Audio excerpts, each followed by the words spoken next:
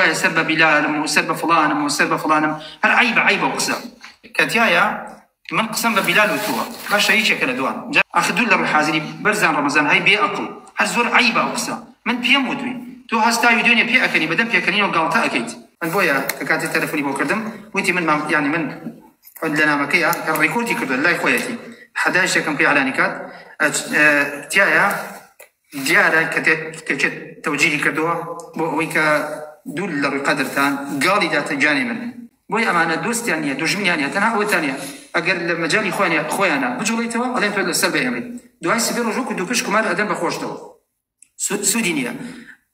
يعني تنها دعاء بك بطاري ولا رب العالمين لسر حق تثبيت بك تأتي تولاي خوي وهو عنك راض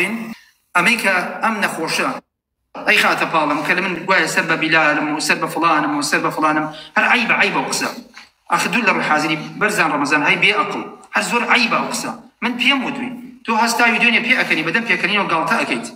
شوي أمت هنا أما أبو بنت تعدس خوش مع مصا أو بلقية لسروي كأن فيها خودي خوي صحيح فكري خويتي كاسنية توجيهي بك نكتب يبلي قسم يبلي تقسم 20 شو بلي أمش بلقاش دش باخذ بيني تو أجر أقلي بي بقدر مسخال الزريان أبوي بكذا والله كشكوى تاني كيستعمل مكاكاتي ناوي تزر زمان ما أو نتلف شبيته أو كابلاية كناي برزانة أو كابلاية تنها مجرد أو تانية بنجاو سيدة في ريك تنها مجرد خبية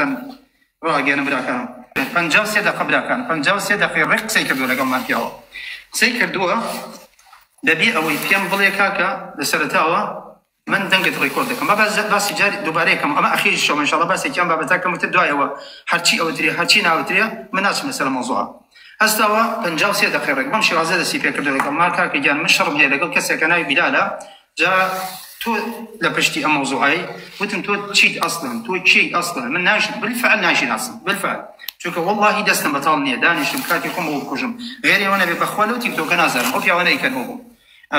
من نوم برزان رمضان وتادوي هست تاو سي زور مو كردوا دوينه شو هست لينك مون عندهم خلط لينك مون يا كاتيايا من قسم ببلال وتوا باش هيك شكل دوان جاري اصلا كيش مجتمع اما جاسوسي نيه اما خيانات نيه طبعا اذان ميسا حتى بين لان الشيخ سبكتسي بطاله اول كاتي زوره اما خيانات نيه من لقل حريك لم فيها برزانه دانش من تلفوني بوبكم ببي او بيبل من دنج ريكوردكم اجل براي دايكو باوكي تشبين شي معناه كي بس ابويا تلفوني ايفون ام ابديت تازه كي كدستنا بهالش يكسر له يستخدم ريكورد كريا بويا بلا ترسيل غير وشي دنك ريكورد كي تو اي شي كتابات معناه اما شتي تايبت دبي شجاع شو انا بيش دنك ريكورد قال فشتو ببي وبيد ولا اجازه يا ورقري من الصبح حدا مش بيني خلقيا كشان هي ككاتي ابي ميك تلفونك عود انا وريت تلفونك انا خمس باش قلم كستان خو بابي برسي او كتتم تصوير ريكورد ناكل ليسرنا حتى اجازه ليك ولا بين جوانيه بوتان بلا امريكش دانش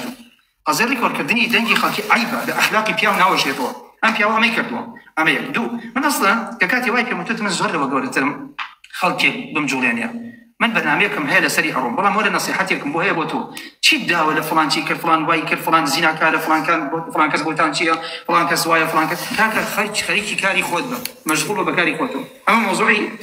أم كابلا بروح يتروني تنيتون رحمتي خواشتان ليبيا أم بياوا أونا وكوم بس كدوم براندو بعدش كم أونا بازار كربلاغ مكان شو كخلق بازار غير مكان